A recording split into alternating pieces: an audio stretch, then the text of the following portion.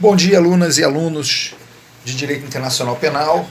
Hoje, dia 17/4/2020, vamos começar nossa sexta aula, que é uma aula de complementação da última aula, na qual nós estávamos tratando de extradição. Hoje a gente vai terminar esse tema.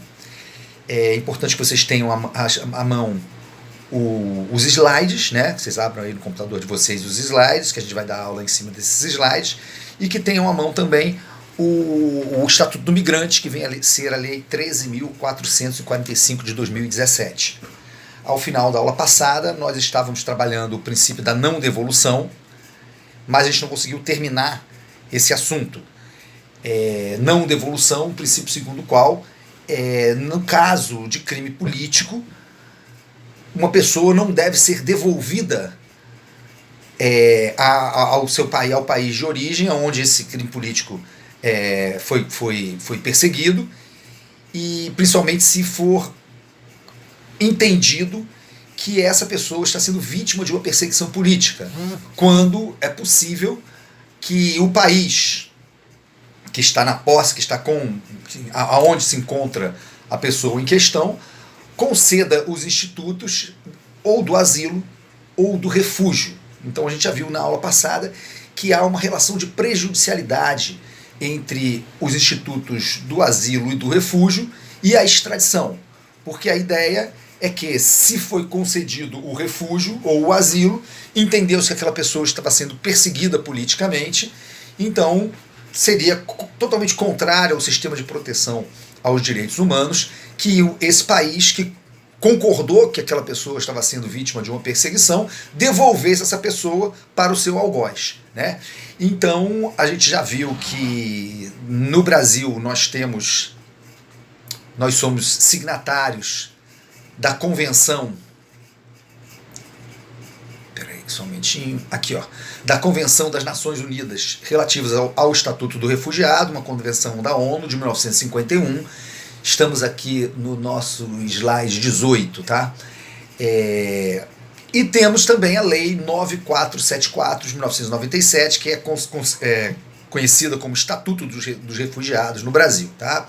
Vimos que os artigos 33 e seguintes da Lei 9474 considera essa relação de prejudicialidade no caso da concessão do refúgio. A decisão é prejudicial em relação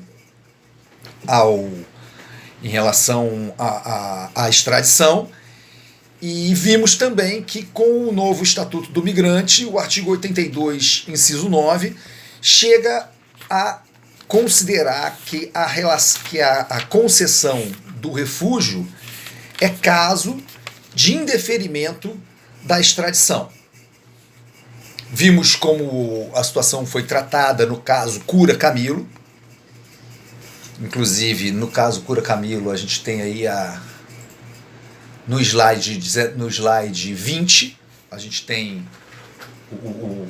a decisão do Cura Camilo, no caso Cura Camilo. Essa decisão, que considera a relação de prejudicialidade e manda arquivar a extradição no caso de concessão de refúgio, novamente foi aplicada no caso Stroessner, né?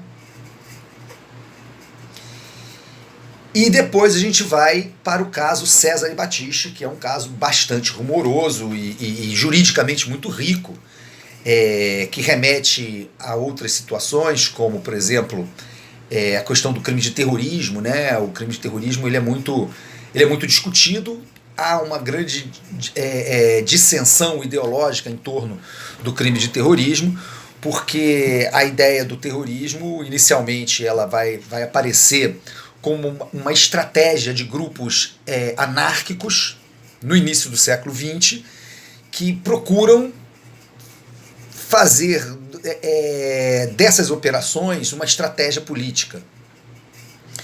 Isso vai ter uma grande repercussão, principalmente nos anos 70, quando há um grande embate ideológico entre direita e esquerda, e aí então fica uma certa tensão, até mesmo dogmática, com relação ao crime de terrorismo, né? E costuma-se dizer o seguinte: o que é terrorista para alguns, para outros é um herói da liberdade.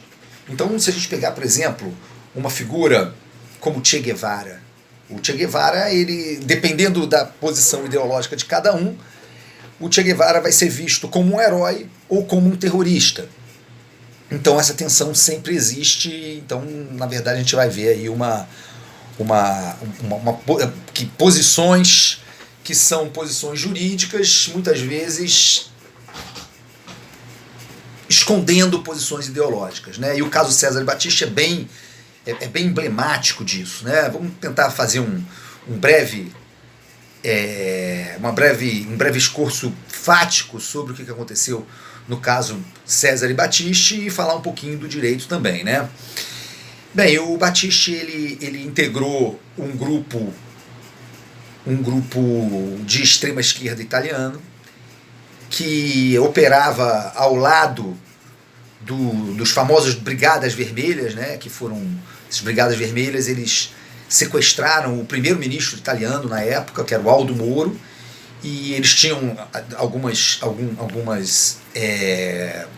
pedidos, algumas reivindicações políticas que não foram atendidas, e então esse ministro, que era um líder da democracia cristã italiana, foi morto por esse grupo. O grupo do Battisti era um grupo um pouco mais, era tido como um grupo um pouco mais tranquilo, que não tinha ações tão ofensivas como as Brigadas Vermelhas, mas também esse grupo também cometia alguns crimes que seriam considerados crimes comuns, como roubos, para buscar fundos para a causa, por aí vai, né? Bem, e o fato é que o Battisti ele vai ser condenado por 4 homicídios na Itália. Primeiro ele é condenado a 12 anos, mas nesse momento ele é condenado a 12 anos por integrar um grupo armado e por outros crimes ligados, que seriam chamados crimes conexos, né, ou crimes políticos relativos, tipo roubos, esse tipo de coisa, né? Ele vai fugir, ele foge para a França, onde ele conhece a mulher dele, se casa com a mulher dele na França, e nesse momento há uma reviravolta no caso na Itália, e ele vem a ser condenado por 4 homicídios. Seriam 2 policiais, um joalheiro e um açougueiro, e esses 4 homicídios lhe rendem a uma prisão perpétua com restrição de luz solar. Tá? Ele é condenado à revelia com base no depoimento, principalmente de um sujeito chamado Pietro Muti, que o ajudou inicialmente a fugir da Itália, quando ele cumpria aquela pena lá de 12 anos, e que depois ele passa a ser um arrependido e faz uma delação premiada. Tá? Há uma grande discussão sobre a validade desse processo na Itália, porque teria que fazer uma pesquisa mais detalhada, mas há notícias de que ele foi condenado à revelia e que os advogados que ele teria constituído teriam sido presos e processados, e que haveriam forjado uma procuração falsa para o advogado que ao final foi quem atuou no processo. Isso tudo são fatos controversos, eu não tenho certeza de que isso aconteceu. É uma versão mais da esquerda, a direita vai dizer que não, a versão mais à direita vai dizer que o processo foi cercado de todas as garantias, que houve a plena defesa, etc. Isso aí talvez seja uma pesquisa interessante para ser feita mais para frente, não é o nosso objetivo aqui agora ficar observando exatamente se houve ou não a observância do princípio da ampla defesa no caso César e Battisti perante a justiça italiana. Tá? Isso ficou controverso, e o fato é que ele já havia fugido da Itália para a França. Na França, há um pedido de extradição e ele foge para o México. No México, ele fica um tempo até que a França adota a chamada doutrina Mitterrand, quando o primeiro-ministro socialista François Mitterrand assume, ele estabelece a chamada doutrina Mitterrand, no sentido de que pessoas que tinham sido condenadas no bojo de luta política, se renunciassem à violência, não seriam extraditáveis. Então ele fica residindo na França, casa com uma cidadã francesa, durante o governo Mitterrand. Né? Quando sai o Mitterrand e entra o Jacques Chirac, há uma certa revogação tácita dessa doutrina Mitterrand, já mostrando essa tensão entre grupos, entre o pensamento de esquerda, os representantes da esquerda, os representantes mais à direita. Então, ele foge para o Brasil nesse momento. Ele diz, inclusive, que teria fugido com o auxílio de membros do serviço secreto francês, mas o fato é que ele vem para o Brasil. E aí começa a haver uma grande discussão, porque a Itália passa a reclamar a extradição do Cesare Battisti. O Battisti faz o pedido perante o CONARE, que é o Comitê Nacional dos Refugiados. Ele vai fazer esse pedido para que seja considerado um refugiado. O comitê, num primeiro momento, nega o pedido, entendendo que não se trataria de um crime político, ele não seria um refugiado político. E a defesa do Battisti, que então era capitaneada pelo então advogado Luiz Roberto Barroso, faz um recurso para o então ministro da Justiça, Tarso Genro. O ministro da Justiça, Tarso Genro, discordando da decisão do comitê, ele vai fazer ele dá provimento ao recurso, porque na lei 9474, vamos dar uma... Espera que eu vou buscar essa só um minutinho.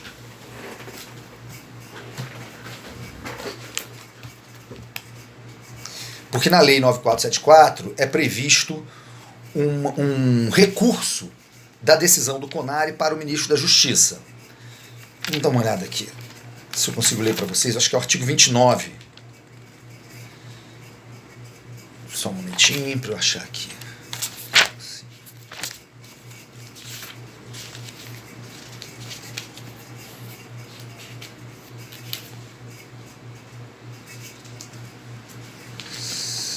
Sim, está aqui no artigo 29 da Lei 9474, que é o nosso Estatuto dos Refugiados. No caso de decisão negativa, esta deverá ser fundamentada na notificação ao solicitante, cabendo direito de recurso ao ministro do Estado da Justiça, no prazo de 15 dias contados do recebimento da notificação. Então, haverá esse recurso, o então ministro da Justiça, Tarso Genro, reconhece a condição de refugiado e começa uma luta jurídica que é bastante rica em termos de argumentos, e inclusive em termos da dogmática da extradição, né? Então o que acontece? A Itália o governo italiano entra com um mandado de segurança contra o ato do ministro Tarso Genro, dizendo que teria sido violado o direito líquido e certo da República Italiana. Havia uma discussão sobre legitimidade, porque a Itália é pessoa jurídica de direito internacional, não seria uma pessoa jurídica de direito interno, e, portanto, e nem uma pessoa física, então não teria a possibilidade de figurar no polo ativo de um mandado de segurança. O fato é que esse mandado de segurança não é julgado, mas aí ele vai ser julgado como preliminar de mérito da extradição, tá? Se vocês forem ali ao slide 21, vocês vão analisar isso aí. Vamos ver o que fala sobre essa questão do mandado de segurança.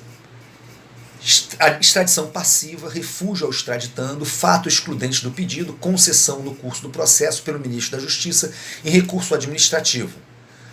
Ato administrativo vinculado, questão sobre sua existência jurídica, validade e eficácia, com cognição oficial ou provocada no julgamento da causa a título de preliminar de mérito, admissibilidade. Desnecessidade de ajuizamento do mandado de segurança ou outro remédio jurídico para esse fim. Questão conhecida, votos vencidos. Alcance do artigo 102, inciso 1, a linha G da Constituição Federal, aplicação do artigo 3º do Código de Processo Civil. Questão sobre a existência jurídica, validez e eficácia do ato administrativo que concede refúgio ao extraditando é matéria preliminar inerente à cognição do mérito do processo de extradição e, como tal, deve ser conhecido de ofício ou mediante provocação do interessado jurídico na causa. Então aqui significa o seguinte, não se conheceu do mandado de segurança que foi impetrado pelo Estado italiano, mas se conheceu da questão da validade jurídica da decisão do ministro da Justiça que concedeu o refúgio como uma preliminar de mérito da extradição. Bem, a gente já viu que nos casos Cura Camilo e Stroessner foi considerada a relação de prejudicialidade entre a decisão que concede o estado de refugiado, que reconhece o estado de refugiado, e a decisão e a extradição. Nós já vimos aí os artigos 33 e seguinte do nosso Estatuto do Refugiado considera essa relação de prejudicialidade e manda arquivar, sem julgamento do mérito, o pedido da extradição. Bem, nesse caso, porém, houve uma certa mudança na interpretação, porque se entendeu ali que se tratava de um ato administrativo vinculado. Como a gente sabe, ato administrativo vinculado é aquele que não está sujeito ao critério da conveniência e oportunidade, são os atos administrativos discricionários. Ao contrário, os atos administrativos vinculados estão estabelecidos por lei. Tem que ser praticados de acordo com os seus requisitos legais, se estiverem presentes os requisitos legais. Pois bem, o Supremo entendeu que nesse caso se tratava de ato administrativo vinculado e não estariam presentes os requisitos legais para a concessão da decisão administrativa do refúgio. Como a gente pode ler aqui sempre no nosso slide 21. Ponto 2 está assim, extradição passiva, refúgio ao extraditando, concessão no curso do processo pelo ministro da Justiça, ato administrativo vinculado, não correspondência entre os motivos declarados e o suporte fático da hipótese legal invocada como causa autorizadora da concessão de refúgio, contraste, ademais, com norma legal proibitiva do reconhecimento dessa condição. Nulidade absoluta pronunciada, ineficácia jurídica consequente, preliminar acolhida, votos vencidos.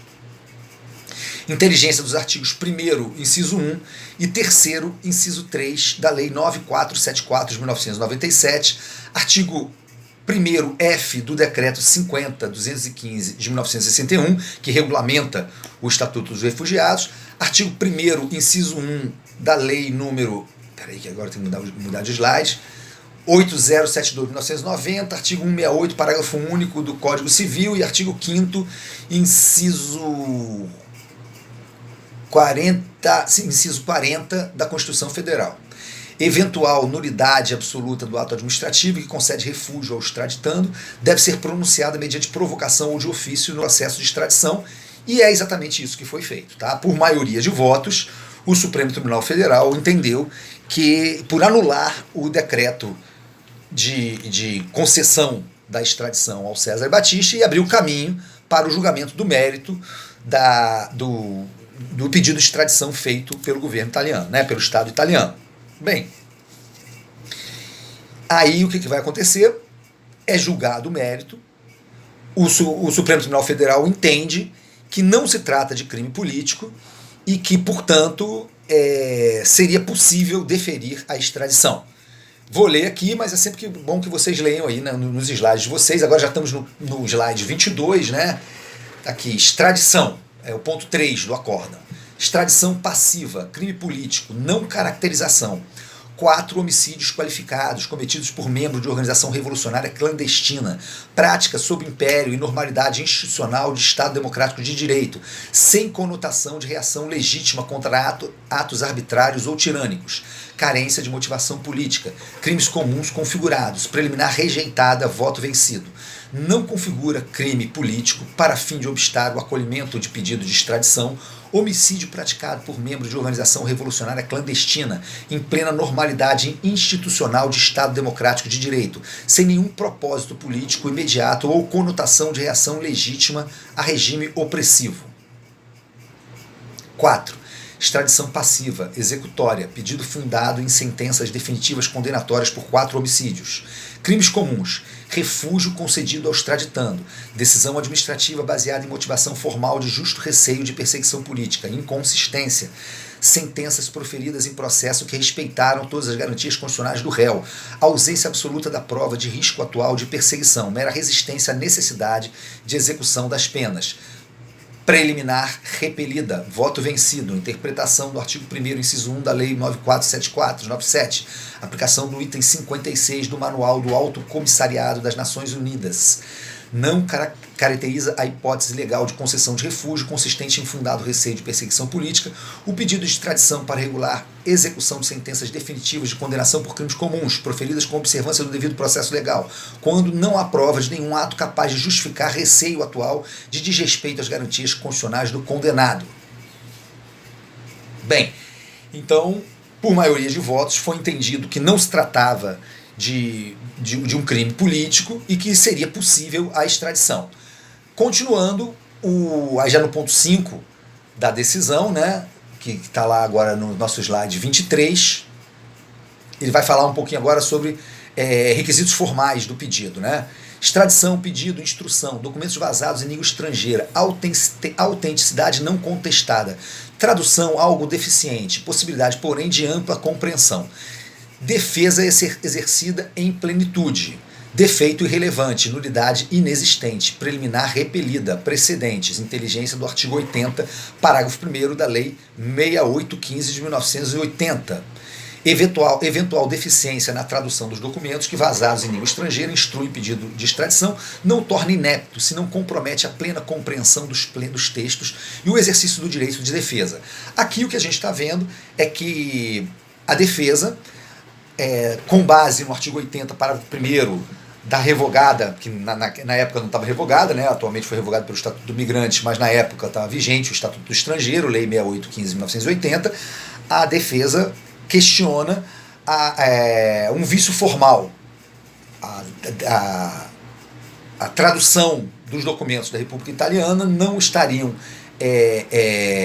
não seria uma tradução autêntica, não seria uma tradução juramentada e, portanto, o pedido seria inepto, o pedido de extradição seria inepto. Então a defesa,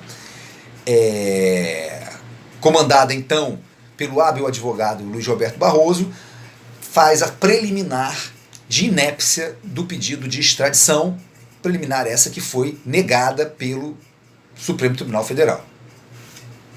Bem, outro ponto interessante é que se discutia ali também a validade do processo perante a justiça italiana. E aí a gente vai ter o problema lá da chamada contenciosidade limitada, porque o nosso sistema extradicional, sistema da delibação misto, só permite um juízo de delibação, só permite analisar os requisitos formais e os requisitos legais de cabimento da extradição. Não permite uma ampla revisão da matéria pela qual a pessoa foi condenada, tá? Então a gente vou ler aqui, mas está no slide 23, o ponto 6, que vai tratar exatamente sobre isso, tá? Extradição passiva, executória, extensão da cognição do Supremo Tribunal Federal, princípio legal da chamada contenciosidade limitada, amplitude das questões oponíveis pela defesa, restrição às matérias da identidade da pessoa reclamada, defeito formal da documentação apresentada e ilegalidade da extradição, questões conexas sobre a natureza do delito, dupla tipicidade e duplo grau de punibilidade, impossibilidade consequente de aplicação do valor das provas e de rejulgamento da causa em que se deu a condenação. Interpretação dos artigos 77, 78 e 85, parágrafo 1º da Lei 6815 de 1980. Não constitui objeto cognoscível de defesa no processo de extradição passiva executória a alegação de insuficiência das provas ou injustiça da sentença cuja condenação é o fundamento do pedido. 7. Extradição, julgamento, votação, causa que envolve questões constitucionais por natureza, voto necessário do ministro do Supremo Tribunal Federal, preliminar rejeitada, precedentes. O ministro presidente do Supremo Tribunal Federal tem sempre voto nos julgamentos dos processos de extradição. Bem, aqui já expliquei essa questão da contenciosidade limitada. Houve também uma situação interessante, porque no momento do deferimento de mérito da extradição, houve empate. E o empate levaria ao voto de Minerva do então presidente, que era notoriamente favorável à extradição do Batiste, que era o Gilmar Mendes na época, né? Então, o advogado da tribuna, ele sustenta que se trata de uma causa penal e regimentalmente, no caso de habeas corpus, é uma exceção no regimento do Supremo Tribunal Federal, porque em todos os outros casos, quando há empate, o voto de Minerva é do ministro presidente. Mas no caso de empate, tratando-se de habeas corpus, o empate é da defesa, né? Então, da tribuna, o advogado suscita uma questão de ordem no sentido de que o presidente não deveria votar, né? O ministro-presidente não deveria votar, porque teria que ser aplicada em analogia à situação do habeas corpus, né? E é vencido, né? E depois, anos depois, né, já o Luiz Roberto Barroso como ministro, no caso que dizia respeito à questão da possibilidade da execução provisória da sentença penal, a defesa também, no caso a Ordem dos Advogados também, sustentou que havendo empate, então teria que ser não poderia a ministra Carmen Lúcia dar o voto de desempate, né? E nesse momento, inclusive, o ministro Luiz Roberto Barroso, né? Ele sustenta, não, realmente, eu sustentei isso, mas eu perdi lá atrás, né? Que aí ele já tinha uma postura ele mudou um pouco as posições dele, né? Então ele já tinha uma posição pró-execução provisória da pena e sustentou que, olha, lá eu perdi, aqui também deve ser caso de possibilitar o voto de Minerva, né? Mas voltando aqui ao caso, então, por maioria de votos, o Supremo Tribunal Federal defere a extradição. E aí ficava a discussão, bem, está deferida a extradição, isso vincula ou não o chefe de Estado, ou seja, o chefe de Estado deve ou não fazer a entrega, uma vez que já está deferido pelo Supremo Tribunal Federal. Essa questão também foi submetida ao plenário do Supremo e decidiu-se que se tratava de uma decisão não vinculante ao presidente da República, né? Pelo que a gente ali se definiu que o nosso sistema, pelo menos quando se trata de deferimento da extradição, é o sistema da delibação misto não vinculante. Vou ler aqui. Isso aí também foi por maioria de votos. Essa decisão também foi apertada. Então, estamos lá no slide 24.7. Extradição, julgamento, votação, causa que envolve... Não, é no 8. No 8, isso eu já tinha lido. É o ponto 8. Extradição passiva, executória, deferimento do pedido, execução, entrega do extraditando ao Estado requerente, submissão absoluta ou discricionalidade do presidente da República quanto à eficácia do acórdão do Supremo Tribunal Federal, não reconhecimento, obrigação apenas de agir nos termos do tratado celebrado com o Estado requerente, resultado proclamado à vista de 4 votos que declaravam obrigatória a entrega do extraditando, e de um voto que se limitava a exigir observância do tratado. 4 votos vencidos, que davam pelo caráter discricionário do ato do presidente da República. Decretada a extradição pelo Supremo Tribunal Federal, deve o presidente da República observar os termos do tratado celebrado com o Estado requerente quanto à entrega do extraditando. Bem, aí, então, definiu-se que o Supremo deferiu a extradição. Entretanto, caberia ao chefe de Estado, dando cumprimento ao que estabelece o artigo 84 da Constituição Federal, que estabelece que cabe ao chefe de Estado promover as relações diplomáticas, os entendimentos com o Estado estrangeiro, e assim ficou definida a situação pelo Supremo Tribunal Federal. O então presidente Lula, no seu último ato de governo, foi o último ato que ele pratica, ele nega a entrega. Ele entende que, observando o tratado de extradição entre Brasil e Itália, não estavam presentes os requisitos, porque seria um crime político, e, portanto, o Battisti teria que ser liberado, né? Ou seja, não faz a entrega. Não faz a entrega, a defesa faz uma petição avulsa, sustentando que o Supremo já definiu a situação, o presidente da República negou a entrega, então pede a liberação do Cesare Battisti. Ao mesmo tempo, a Itália entra com um pedido de reclamação contra a autoridade da decisão do Supremo Tribunal Federal. Uma reclamação contra o ato do presidente da República por estar contra a decisão do Supremo Tribunal Federal. E isso tudo vai ser analisado nos autos da petição avulsa, né, feita pela defesa, e a reclamação termina que não é conhecida, tá? Aqui é a extradição 1085, uma petição avulsa, República Italiana, petição avulsa na extradição. Eu tenho aqui o acórdão, no qual eu vou tentar ler para vocês fundamentalmente por que eles negaram a reclamação.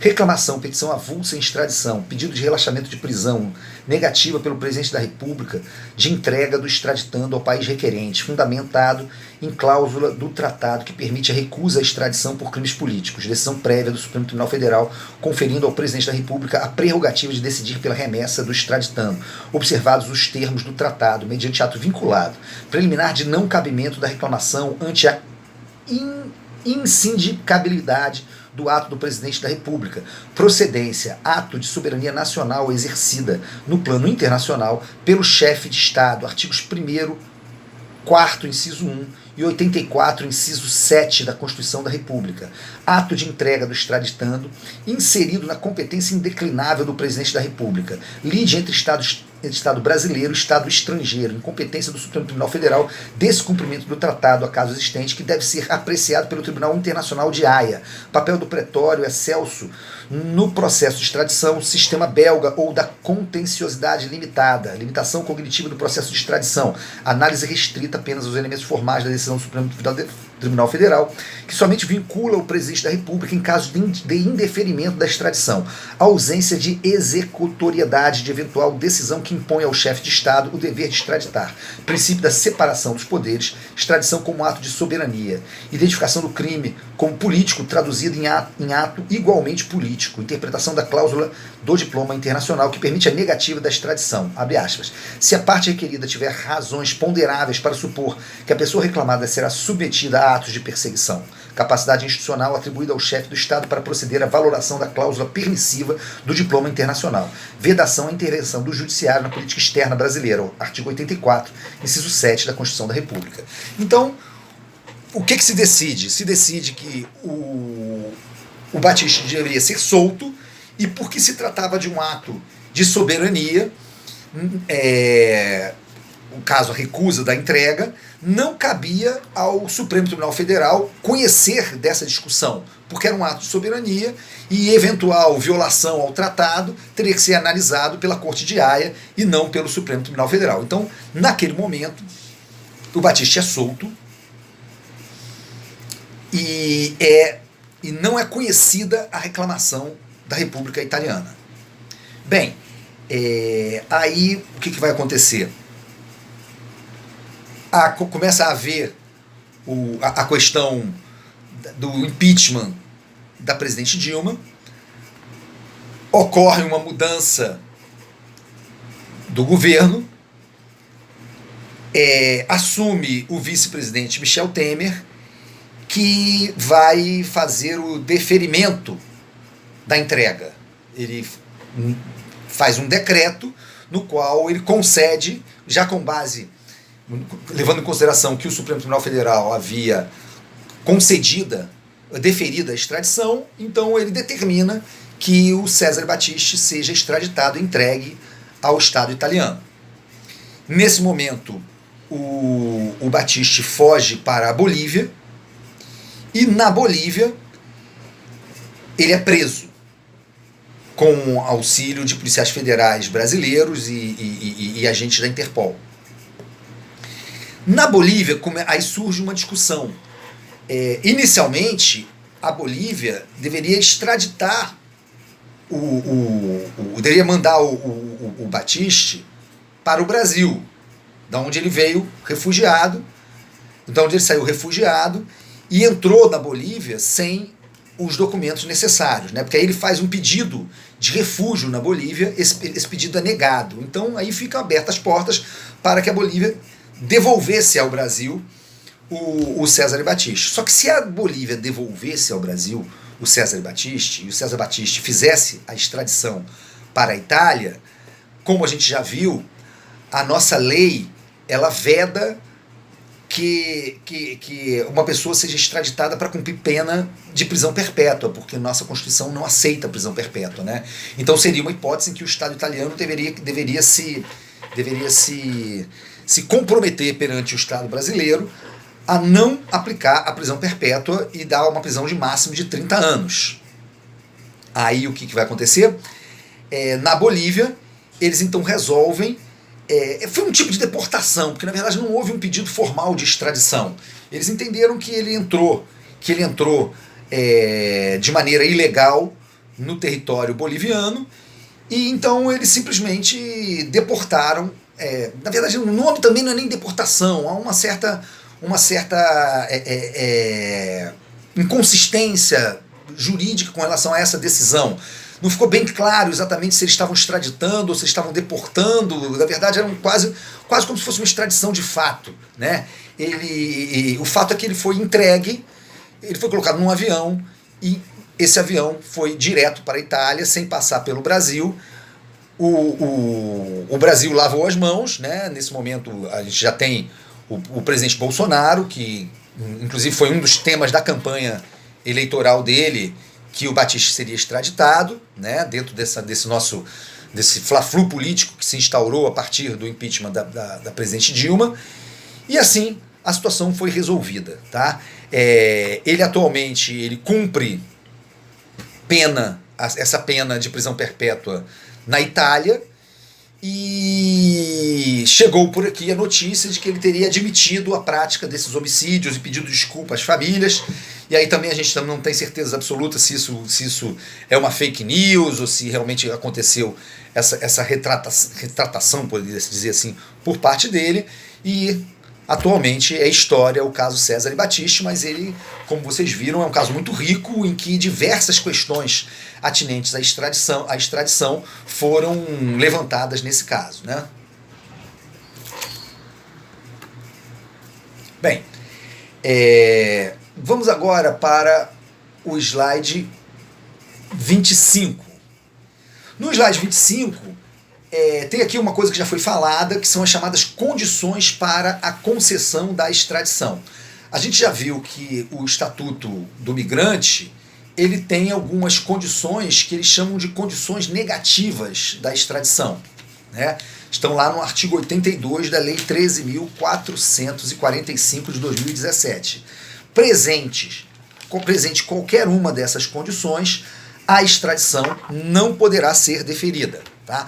E quando a gente analisou na aula passada os princípios da extradição, a gente já teve a oportunidade de ver quais são essas condições negativas. As condições positivas, por sua vez, são aquelas condições que devem estar presentes para a condição, para o deferimento da extradição. E aí a gente tem a Lei 13.445, artigo 83, que eu vou ler para vocês.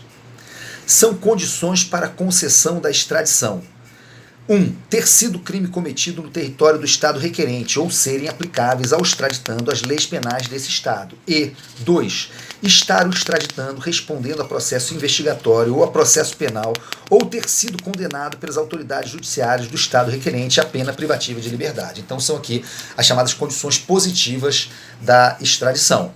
Então a gente está vendo aqui, se um Estado pede ao Brasil a extradição e não é competente para julgar, não está presente a condição do artigo 83, inciso 1, e deve ser negada a extradição. Se o Estado, ainda que competente, não instaurou nem um inquérito, nem um processo investigatório, também não é possível a extradição. Também não estaria presente a condição do artigo 83, inciso 2, primeira parte. E se a pessoa foi condenada a uma pena que não é pena privativa de liberdade, também não está presente, aí no caso, a condição do artigo 83, inciso 2, infine, do Estatuto do Migrante. Tá? Bem, agora a gente vai falar do procedimento da extradição. Ele tem uma fase que é diplomática, que é quando o Ministério das Relações Exteriores recebe o pedido de extradição, e depois ele vai encaminhar isso ao Poder Judiciário. Né? Vamos dar uma olhadinha aqui nos artigos 88 e 89 da Lei 13.445 de 2017, quando vai falar do encaminhamento do pedido de extradição.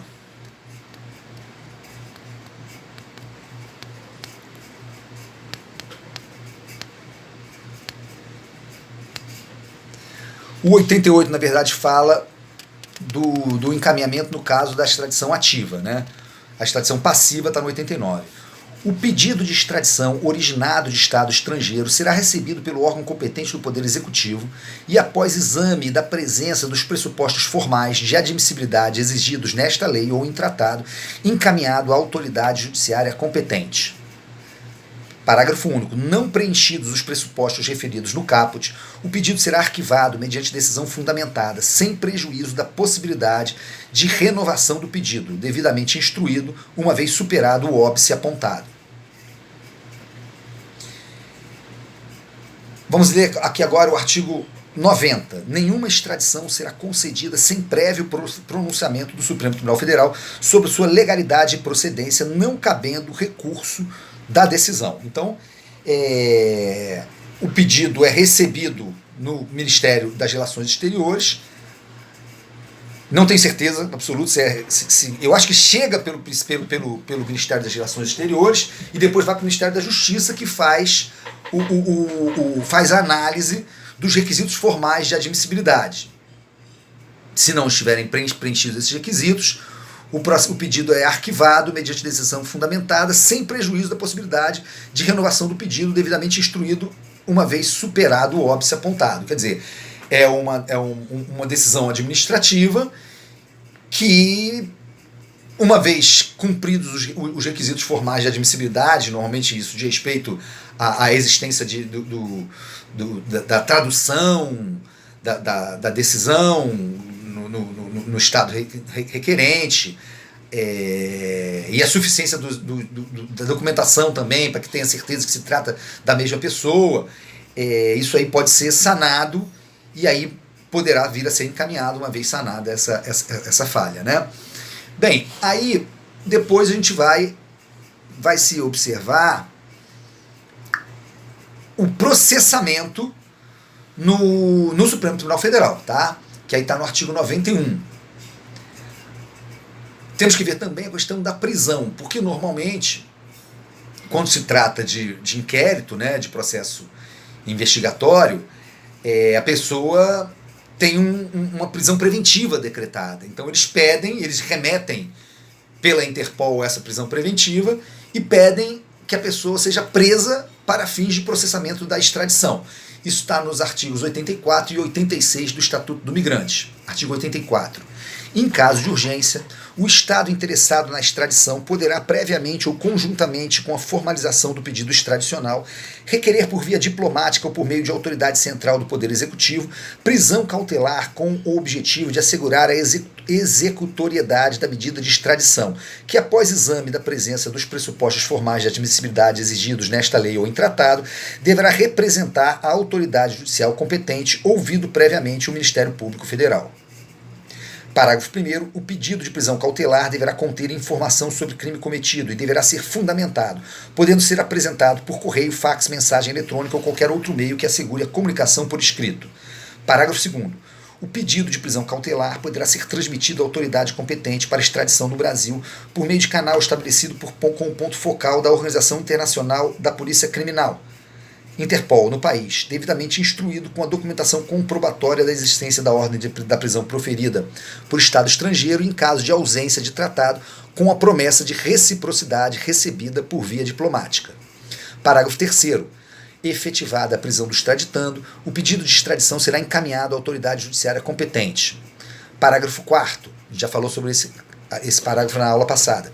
Na ausência de disposição específica em tratado, o Estado estrangeiro deverá formalizar o pedido de extradição no prazo de 60 dias contado da data em que tiver sido cientificada a prisão do extraditando. Não, na verdade não foi isso que a gente falou, não. A gente falou de reciprocidade. Parágrafo 5º. Caso o pedido de extradição não seja apresentado no prazo previsto no parágrafo 4º, o extraditando deverá ser posto em liberdade, não se admitindo novo pedido de prisão cautelar pelo mesmo fato, sem que a extradição tenha sido devidamente requerida. Parágrafo 6º. A prisão cautelar poderá ser prorrogada até o julgamento final da autoridade judiciária competente quanto à legalidade do pedido de extradição. Bem, aí segue-se o procedimento para o julgamento da extradição. E aí a gente vai para o artigo 91 do Estatuto do Migrante, Lei 13.445. Eu pedi que vocês leiam, mas eu vou ler também. Artigo 91.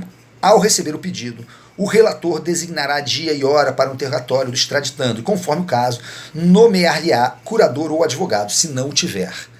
Aqui é importante. Parágrafo 1º. A defesa, a ser apresentada no prazo de 10 dias, contado da data do interrogatório, versará sobre a identidade da pessoa reclamada, defeito de forma do documento apresentado ou ilegalidade da extradição. Então a gente está vendo o seguinte, aqui a gente tem o princípio da contenciosidade limitada. A defesa não pode, não tem cognição para discutir. Ah, mas eu fui condenado por aquele Estado, pelo Estado requerente, de maneira injusta. A prova foi mal observada, foi mal valorada, o processo era nulo. Essas situações, no sistema tradicional de delibação, que é o nosso, não cabem. Tá? A defesa só pode falar sobre essas três situações. Que não se trata da mesma pessoa, há um defeito de forma da documentação apresentada, ou não estão presentes os requisitos legais para a extradição no Brasil. Tá? Não entra no mérito da condenação em si, do julgamento em si no Estado requerente. Esse é o chamado princípio da contenciosidade limitada. Vamos agora para a conversão em diligência, artigo 91, parágrafo 2º do Estatuto do Migrante. Não estando o processo devidamente instruído, o tribunal, a requerimento do órgão do Ministério Público Federal correspondente, poderá converter o julgamento em diligência para suprir a falta. Aí vem a decisão, que nos termos lá da jurisprudência entendeu-se que é uma decisão que constitui o título judicial autorizador da extradição. Nesse caso, o chefe de Estado não está obrigado a fazer a entrega. Se for uma decisão que declara que não é possível a extradição, nesse caso, essa decisão ela é vinculante, tá? Nesse caso aí, da decisão que indefere o pedido de extradição, o nosso sistema passa a ser o sistema da delibação misto vinculante, conforme ficou decidido no caso César e Batiste, como a gente já viu, né? E aí seguem as providências executórias e compromisso, tá? E aí tem bastante importância o compromisso, né? Que está no artigo 96, que garante aqui a intangibilidade de determinados direitos humanos reconhecidos pela nossa ordem constitucional. A gente não faz a entrega se o Estado requerente não assumir formalmente o compromisso de respeitar essas limitações, essas garantias constitucionais com relação ao estado de liberdade do extraditando. Ok?